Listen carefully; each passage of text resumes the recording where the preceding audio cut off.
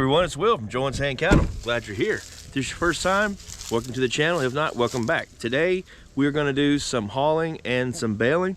I have a customer that needs 20 bales. He's already paid for the hay, so he ran out, and so he's going out of town this afternoon late, and he'll be out of town for a few days. So I got to put some hay on the back of my 40-foot trailer. He takes 20 at a time. So I'm going to have to go out there, and I don't know if you can see it or not, but I got the tractor, the 5100 right there. I got it hooked up to the baler, so I'm going to unhook that, and then I'll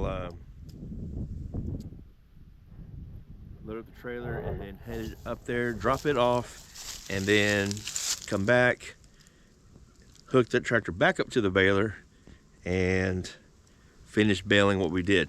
Bree came out yesterday and looked at the hay field. So we're here at the field, the last field that we were in, where Will's baler broke down. The bearing went out right before he baled this field. Even though there are some bales here, but it's a long story. It was kind of cut twice, but anyway. We have these rows here that we need to see because it rained on it just a little bit. Like, it was like less than an inch. So we just want to like put our hands in there and see if we can save it without having to fluff it, hopefully, because I went over this thing twice because my rake wasn't all the way down on one side. So it's pretty frustrating to have to redo everything. So hopefully today we can look and see if underneath has moisture in it.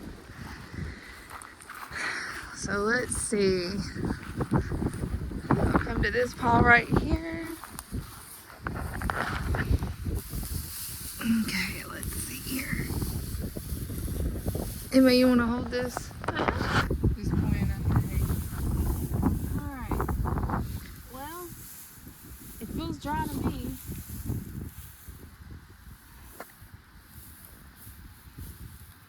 That's good. Does it feel dry to you? Yeah, it feels dry to me. Alright, I don't know if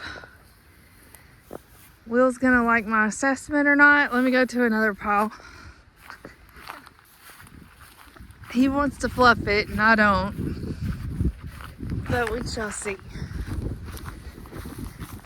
We have a tedder that scatters it and then a fluffer that just fluffs it right in one spot. So it'll be less work to use the fluffer, which that's what we're gonna do if we do anything. I think this field should be good. Is it dry underneath there, Emma?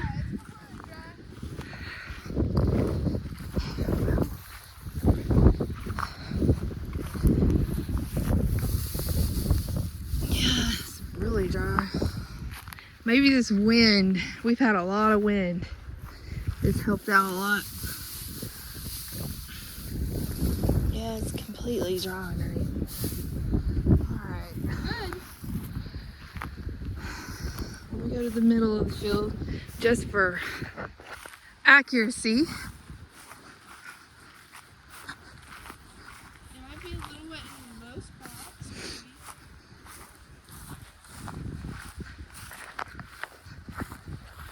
maybe. Yeah, this is really thick right here. I hate to stick my hand in and a whole snake pops out or something. Oh my goodness. It's dry. It is dry. Okay. So, what do you think, Emma? I think it's good. Alright. Okay, so there you have it. We will let Will know that we need to go ahead and bale this field and that it's dry. Hopefully we won't have to fluff it. If we do, oh well. But we've did our job. So it's been nice to see y'all and say bye. Bye. God bless. But we have two different types of conditioners, or I guess, spreaders, which I know Bree mentioned it. One is our normal tedder that takes it and scatters it out horizontally, and then we have what they call a flipper. It takes it and then it fluffs it vertically. And so if you already have it in rows, then the fluffer or the flipper, or what do you want to call it, it will fluff it up without having the need to re-rake it. Whereas the tedder will scatter it out. It does a better job if it's wet, and but you have to re-rake it. So if your windrows get really wet, you need to use the tedder. And if it's just a little damp, you can use the fluffer, and you can get away from not having to re-rake it. But anyway, the other day my dad and I came down. We had to work on the baler, and right when we got here, there was a real light mist. I mean, it was real light. It was on Thanksgiving Day, and so there was no way I could bail. Excuse me. And so anyway, I wasn't sure how much rain we got, and it's supposed to rain 2 nights ago. There's supposed to be good little mist on this whole, or good little drizzle around the area, and it did at my house, and it did on my way to work that morning. So that's why she came down here yesterday to see how bad it was. She had tried to, fluff it up, but she came down, and it looked like the radar looked like we dodged it. It looked like it went around us, but I wasn't sure, and so she wanted to double check, and so she came down with my daughter Emma, and they came down, looked at a few different spots, different windrows. They picked the thicker spots, which that's what you should do, and they said it was dry. So we got really lucky and fortunate, very blessed. And so now I can just haul this 20 bales of hay this morning, get back, I can bale what's already rode up, and then I need to check the weather because I still have a few more fields I need to cut. I just gotta look at the rain chances and look and see what kind of window I have, and go from there. So anyhow, we're gonna get started, get this thing loaded up, and let's see what we can get done today. Let's go.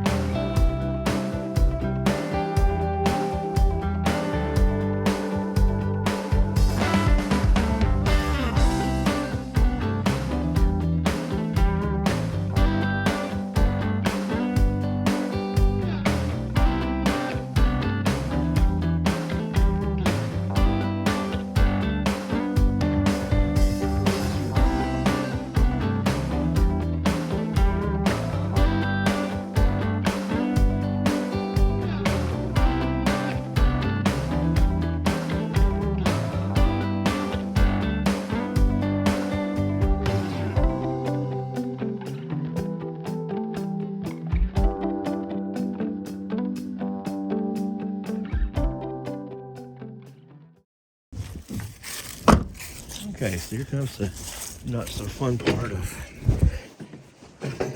this, but and there's other ways of doing it, but I just find it's a good way of doing it, and don't spend a lot of time trying to just keep throwing it over and over again. And You'll need to continue on your personal device.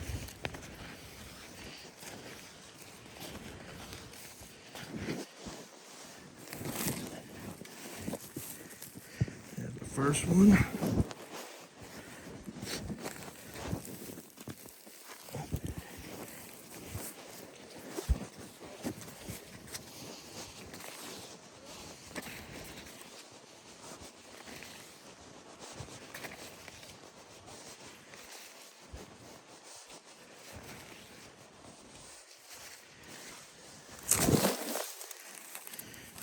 There's the second one.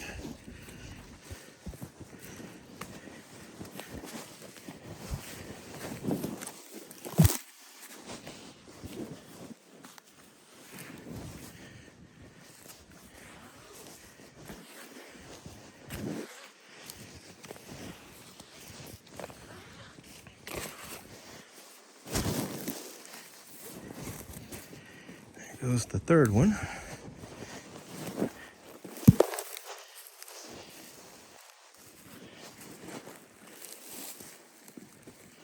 This one looks good.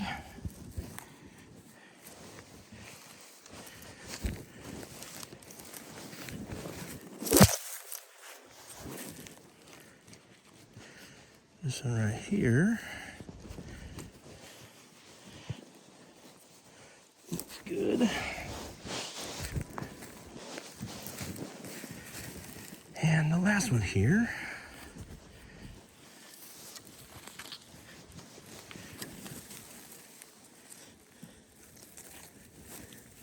Now it looks good.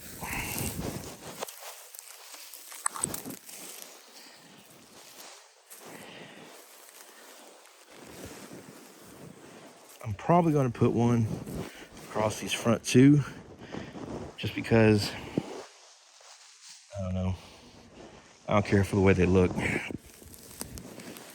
always get kind of nervous. This trailer needs a torque tube, so it has a lot of play going side to side. So I'm not sure how that's gonna, I'll take a look at it as we go. It might be all right. Actually, don't look too bad from here. Now I go to the back. I'll strap these down.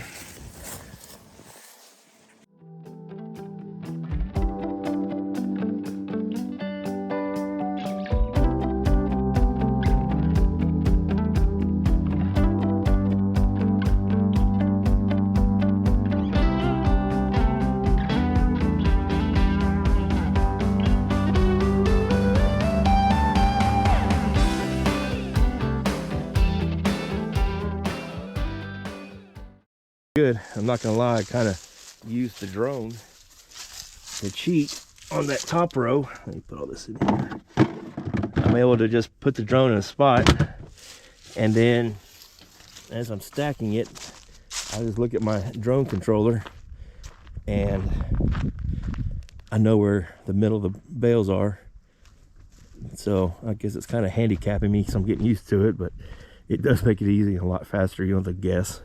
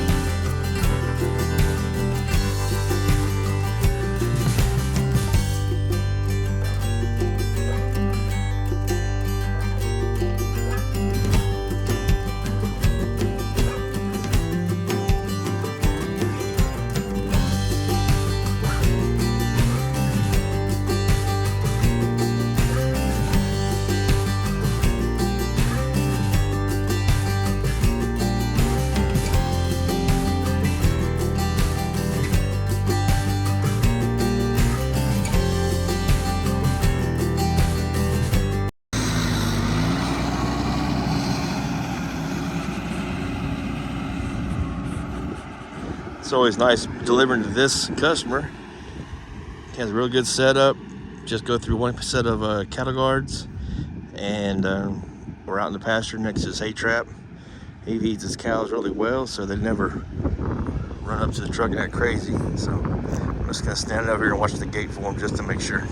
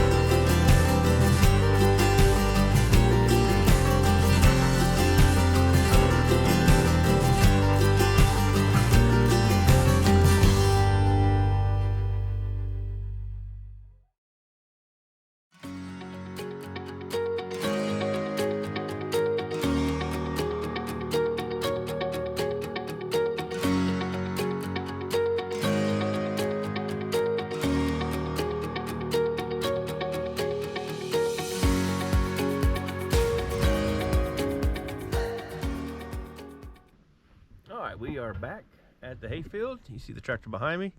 Gonna hook that up and get the baler going. Pick up some trash, put it back in my truck, and then we're ready to go. So let's get started.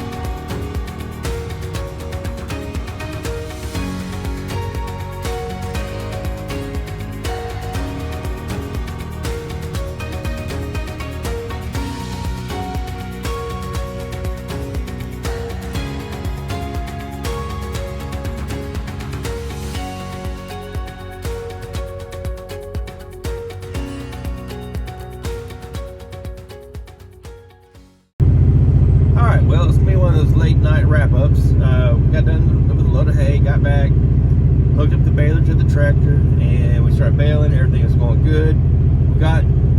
I got down to what was about maybe one bale left, if that, and the baler started making a lot of racket. So I tried to wrap the bale and didn't wrap it. It was like a small bale, maybe 20 inches. But anyway,